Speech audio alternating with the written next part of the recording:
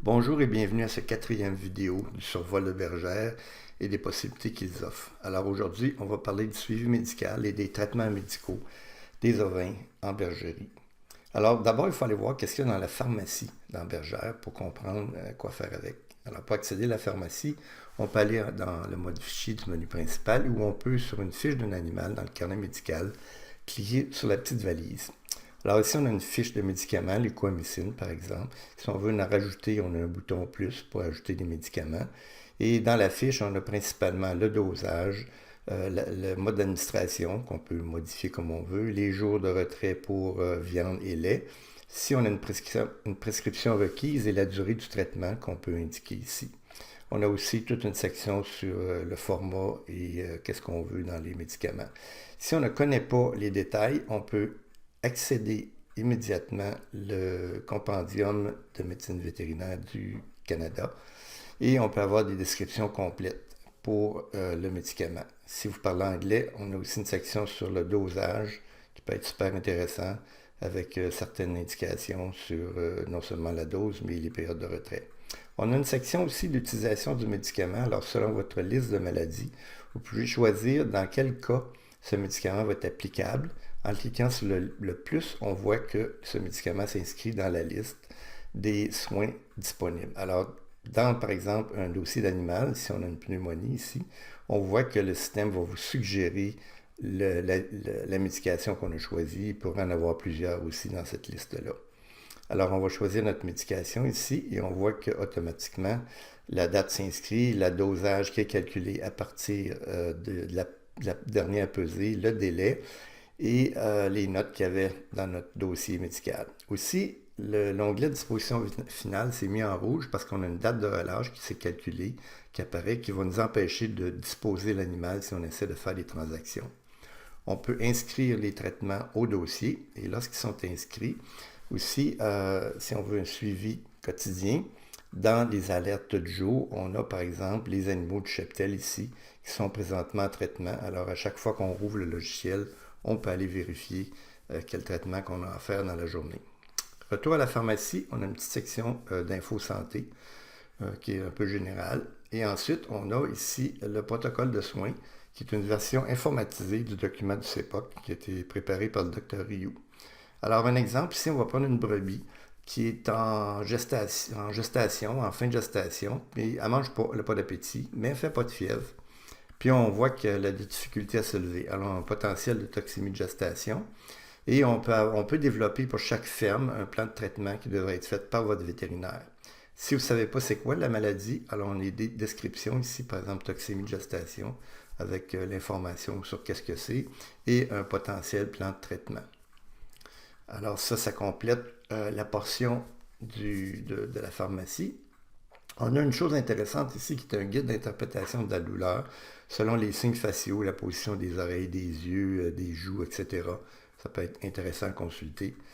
Ça a été fourni par l'Alberta. Et pour ceux qui sont bilingues, je vous recommande d'aller voir le MLA, qui est un site super intéressant en Australie. Vous choisissez quel animal, vous pouvez aller selon les symptômes ou les maladies et vous avez une description complète de toutes les maladies, les signes cliniques, les traitements et une section qu'on ne voit pas en dessous, il y a une section sur la prévention, quoi faire pour prévenir. Alors on va maintenant au fichier des agneaux. On voit qu'on a aussi une section de traitement qui fonctionne un peu comme celle du côté du cheptel. On rentre la date. On va choisir encore notre pneumonie pour voir qu'on a toujours la suggestion du médicament. La différence ici, c'est qu'il faut mettre le poids parce que les poids varient énormément. On choisit notre médication et le calcul de la dose va se faire automatiquement et on voit dans le haut, dans la disposition, qu'on a une date de relâche qui a été calculée, ce qui va encore une fois nous prévenir de vendre l'animal. Dans les alertes du jour, on voit qu'on a toujours les interventions en cours sur les agneaux maintenant. Donc, à chaque fois qu'on ouvre le logiciel ou qu'on clique sur la petite enveloppe, on peut aller voir les traitements en cours. Si on fait un second traitement, avec par exemple une médication qui a une période de retrait plus longue, vous allez voir que le système va recalculer la date de retrait selon le nombre de jours le plus lointain. Alors c'est important de comprendre ça pour les bonnes périodes de retrait. On peut aussi faire des traitements de longue durée qu'on appelle des vaccins, qu'on peut le faire à l'unité ou en groupe, avec des rappels au niveau de, par exemple, de mois, si on veut faire un rappel de vaccin.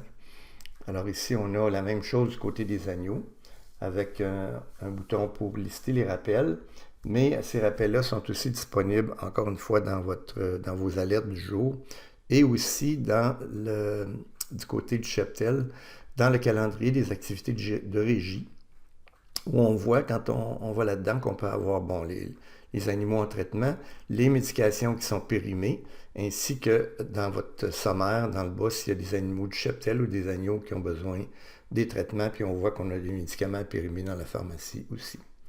Du côté du mobile maintenant, on peut faire aussi les suivis de soins. Évidemment, on importe nos données de bergère dans le mobile.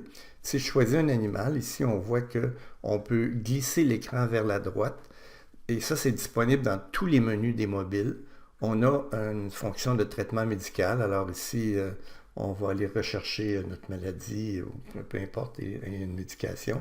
En glissant l'écran vers le bas, le système recalcule la dose à administrer. Et on peut maintenant sauvegarder avec ou sans suivi. Quand on sauvegarde avec suivi, à l'écran principal, toujours en glissant vers la droite, on a un suivi des soins en cours qui nous permet, on reglisse pour calculer la dose parce que le poids peut avoir changé, qui nous permet de faire un suivi qui est en norme avec le ACEP, c'est-à-dire qu'on inscrit les initiales de la personne qui a fait le suivi, et en cliquant sur le bouton vert correspondant à la médication, il y a une inscription automatique dans le dossier médical de l'animal, comme quoi que la personne a fait le bon traitement à la bonne date. Alors ça rend compte les exigences de l'ACEP.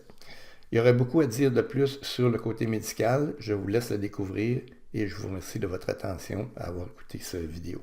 Merci encore.